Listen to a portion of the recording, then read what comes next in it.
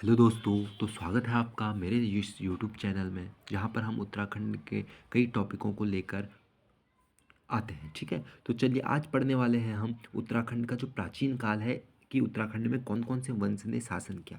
तो पहला आता है, हम बिना किसी देरी के शुरू करते हैं। पहला आता है कुणिंद वंश। तो कुणिंद वंश के कुछ महत्वपूर्ण बिंदु हैं। उत्तराखंड में कुणिंद वंश का शासन तीसरी से चौथी शताब्दी तक रहा है। तो कब रहा है कुणिंद वंश का शासन? तीसरी से चौथी शताब्दी तक। इसके बाद है, कुणिंद वंश को उत्तराखंड में राज करने वाली पहली राजनीतिक शक्ति माना जाता है। तो उत्तराखंड में राज करने वाली पहली राजनीतिक शक्ति कौन सी वंश थी? तो वो थी हमारी कुणिंद वंश। ठीक है। इसके बाद आता है, अशोक के शिलालेख में कुणिंद वंश के क्षेत्र को अपरांत कहा गया है और तथा यहाँ के लोगों को क्या कहा गया है? पुलिंद कहा गया है। किसके शिलालेख में? अशोक के शिलालेख में कुणिंद वंश के क्षेत्र को अपरांत तथा यहाँ के लोगों को पुलिंद कहा गया है। अगला पॉइंट देखते हैं, कुणिंद वंश की प्रारंभिक राजधानी क्या थी? कालकूट। तो पूछा जाता है कि कुणिंद वंश की जो प्रारंभिक मतलब प्रथम राजधानी थी वो क्या थी? वो थी कालकूट। इसके बाद इस वंश का सबसे जो शक्तिशाली प्रतापी राजा था वो था अमोघ भूति। तो अमोघ भूति कौन था? इस वंश का जो कुणिंद वंश है उसका सबसे प्रतापी और शक्तिशाली राजा हुआ करता था। इसके बाद देखते हैं कि कुणिंद की मुद्राएं। ठीक है, कुणिंद की मुद्राएं किस प्रकार प्रचलित हुई हमारे उत्तराखंड में? कुणिंद कालीन मुद्राओं उनके कालक्रम के अनुसार तीन प्रकार की हुई। कौन कौन सी प्रकार की? देखो, एक है अमोघ भूति प्रकार, अल्मोड़ा प्रकार तथा छत्रेश्वर प्रकार। ठीक है, तो ये तीन प्रकार की जो मुद्राएं थी ये किस वंश की थी? कुणिंद वंश की। पहला आता है अमोघ भूति प्रकार। अब ये क्या कह रहा है? इसकी लिपि क्या थी? ब्राह्मी और खरोष्टी। तो पूछा जाता है कि अमोघ भूति प्रकार की लिपि कौन सी थी? तो वो थी ब्राह्मी और खरोष्टी। धातु तांबा और चांदी। अंकित लेख क्या क्या उस पर अंकित लेख था? राज कुणिंद अमोघ भूति महाराजस। ठीक है, तो ये उस पर क्या था? अंकित लेख था। इसके बाद देखते हैं मुद्राओं में चित्र। स्वास्तिक नारी, स्वास्तिक नदी, नाग एंड मृग। इस मुद्रा के आगे के भाग में एक द्विहस्सा देवी दिखाई देती है और उनके दाहिने तरफ उनको देखता हुआ मृग दिखाई पड़ता है। तो ये पॉइंट आपको याद करना है। इसके बाद देखते हैं हम अल्मोड़ा के प्रकार। दूसरा प्रकार आता है हमारा अल्मोड़ा का प्रकार। तो इसकी लिपि भी क्या थी? ब्राह्मी लिपि थी और धातु इसमें मेन क्या था? तांबा था। मुद्राओं में चित्र कौन कौन से थे? वृत्त, कुबड़ा बैल, बेदी, नंदीपात तथा मानव मूर्ति, नाग। देखो, अल्मोड़ा प्रकार की मुद्राएं उत्तराखंड के हिमालय क्षेत्र में मिलती हैं। तो कहाँ मिलती हैं? उत्तराखंड के हिमालय क्षेत्र में। और इनकी अधिकांश मुद्राएं जो क्या करती हैं? अल्मोड़ा जिले से प्राप्त हुई है। अब ये बात रखते हैं, तो कुणिंद वंश जो था हमारा, कुणिंद वंश था, तो उसकी सबसे ज़्यादा मुद्राएं कहाँ से प्राप्त हुई हैं? तो वो हुई है कहाँ से? अल्मोड़ा। किस जिले से पूछेगा? तो अल्मोड़ा जिले से सबसे ज़्यादा मुद्राएं प्राप्त हुई हैं। इसके बाद तीसरा आता है हमारा छत्रेश्वर प्रकार। इसकी लिपि भी क्या है? देख सकते हैं आप लोग। इसकी लिपि भी क्या है? ब्राह्मी लिपि है। धातु इसका तांबा है। लेख क्या है इसमें? भगवत भागवत छत्रेश्वर महामान। मुद्राओं में चित्र त्रिशूल धारण किए हुए शिव भगवान। तो ये किसमें है? छत्रेश्वर प्रकार में। फिर देखिए आगे क्या कह रहा है, छत्रेश्वर प्रकार की मुद्रा पर कुषाण प्रभाव देखने को मिलता है। छत्रेश्वर प्रकार की मुद्राएं जो होती हैं, मुद्राओं को शिव प्रकार की मुद्राओं भी कहा जाता है। किसको? तो शिव प्रकार की मुद्राएं किसे कहा गया है? तो वो है हमारा छत्रेश्वर प्रकार की मुद्राओं को। ठीक है, तो आगे चलते हैं हम। आगे आ गया हमारा दूसरा कुणिंद वंश समाप्त हुआ। अब आ गया हमारा शक वंश। अब देखिए शक वंश क्या? देखो, शकों ने कुणिंदों को पराजित करके इनके मैदानी क्षेत्रों पर अपना अधिकार किया। इसके बाद है, कुमाऊं क्षेत्र में स्थित सूर्य मंदिर एवं सूर्य मूर्तियों शकों के अस्तित्व की पुष्टि करती है। तो देखिए ये हमारा बहुत मेन पॉइंट बनेगा कि सूर्य मंदिर एवं कुमाऊं में जितने भी सूर्य मंदिर है एवं सूर्य मूर्तियों शकों के अस्तित्व की पुष्टि कौन करता है? वो करता है हमारा शक वंश। अल्मोड़ा का कटारमल। देखो, जो कटारमल सूर्य मंदिर बहुत फेमस है, तो वो कहाँ पे है? अल्मोड़ा में है। और उसकी पुष्टि कौन करता है? वो करता है हमारे शक वंश। ठीक है, सबसे ज़्यादा प्रसिद्ध है। इसके बाद देखिए कुषाण वंश। इसके बाद आता है कुषाण वंश। तो देखिए अगला पॉइंट है, शकों के बाद कुषाणों के राज्य में तराई क्षेत्रों पर अपना अधिकार किया। इसके प्रमुख स्थान है कुषाण कालीन से। अब देखो, जो कुषाण वंश के कुषाण कालीन है उनसे हमें बहुत सारे अवशेष प्राप्त हुए। कौन कौन से? थे? वीरभद्र, ये कहाँ पे है? ऋषिकेश में। मोरध्वज कोटद्वार के पास। गोविषाण काशीपुर के पास। तो काशीपुर का प्राचीन नाम क्या हुआ करता था? हुआ करता था गोविषाण। ठीक है, तो ये बात आपको याद रखना। और ऋषिकेश का वीरभद्र एंड मोरध्वज कोटद्वार के पास स्थित है। इसके बाद आते हैं, देखो ऑर्कोलॉजी ऑफ अ कुमाऊं, ये पूछा जाता है इसके लेकर। ऑर्कोलॉजी ऑफ कुमाऊं क्रांति प्रसाद नोटियाल द्वारा अपनी पुस्तक ऑर्कोलॉजी ऑफ कुमाऊं में गोविषाण का उल्लेख करते हुए कुषाणों का प्रमुख नगर बताया है। तो ये हमें मेन पॉइंट याद रखना है कि आर्कोलॉजी ऑफ कुमाऊं किसकी रचना है या किसकी पुस्तक है, वो है क्रांति प्रसाद नौटियाल की द्वारा। इन्होंने क्या किया कि अपनी पुस्तक में गोविषाण, मतलब जिसको आज हम काशीपुर के नाम से जानते हैं, गोविषाण का उल्लेख करते हुए कुषाणों का क्या किया, प्रमुख नगर बताया है। अगले पॉइंट पर चलते हैं। इसके बाद आता है हमारा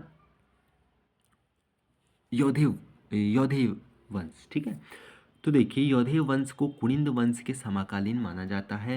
यौधेय वंश की जानकारी इस वंश की मुद्राओं से प्राप्त होती है जो जोनसार भाबर देहरादून और कालूडांडा पौड़ी से प्राप्त होती है। तो जोनसार भाबर देहरादून से और पौड़ी से हमें क्या होती है, इसकी जानकारी प्राप्त होती है।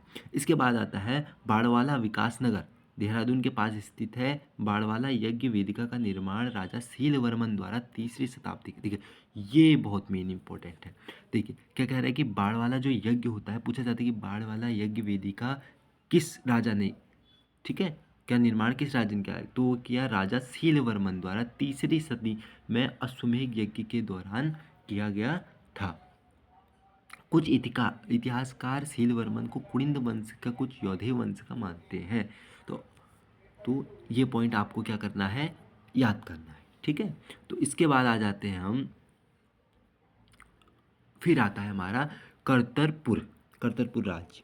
अब इसमें क्या है, देखिए अधिकांश जो होते हैं, अधिकांश इतिहासकारों के अनुसार करतरपुर जो राज्य की स्थापना क्या हुई, कुनिंदों के द्वारा ही हुई है। कुछ लोगों का ये मानना है कि कुनिंदों ने ही क्या किया, करतरपुर राज्य की क्या की, स्थापना की।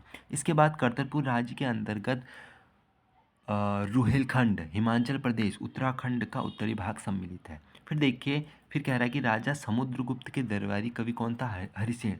तो हरिसेन पूछा जाता है कि हरिसेन किस राजा के दरबारी कवि हुआ करते थे, तो हुआ करते थे समुद्रगुप्त। ठीक है, जिसको हम चंद्रगुप्त के भी नाम से जानते हैं। इनके द्वारा जो रचित थी प्रयाग प्रशस्ति किसके द्वारा रचित थी, हरिसेन के द्वारा। ठीक है, को गुप्त साम्राज्य की उत्तरी सीमा पर स्थित अधीन राज्य बनाया है। इसके बाद आता है हमारा नागवंश, बहुत मेन है नागवंश। 5वीं शताब्दी में नागों ने कुनिंद राजवंश को हराकर उत्तराखंड में अपना अधिकार स्थापित कर दिया।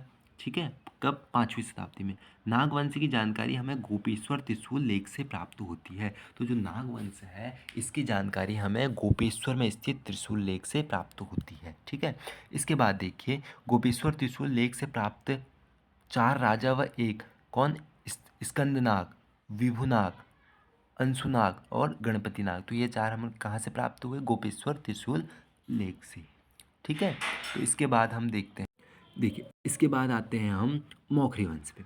देखो मौखरी वंश क्या होता है, ठीक है, तो मौखरी वंश देखिए, गुप्त वंश के पतन के बाद मौखरी वंश की स्थापना हुई। तो मौखरी वंश की राजधानी क्या थी, कन्नौज थी। तो पूछा जाता है कि मौखरी वंश की राजधानी, प्रथम राजधानी कहाँ थी, तो वो थी कन्नौज। देखो कन्नौज का प्रथम मौखरी शासक हरिवर्मा था।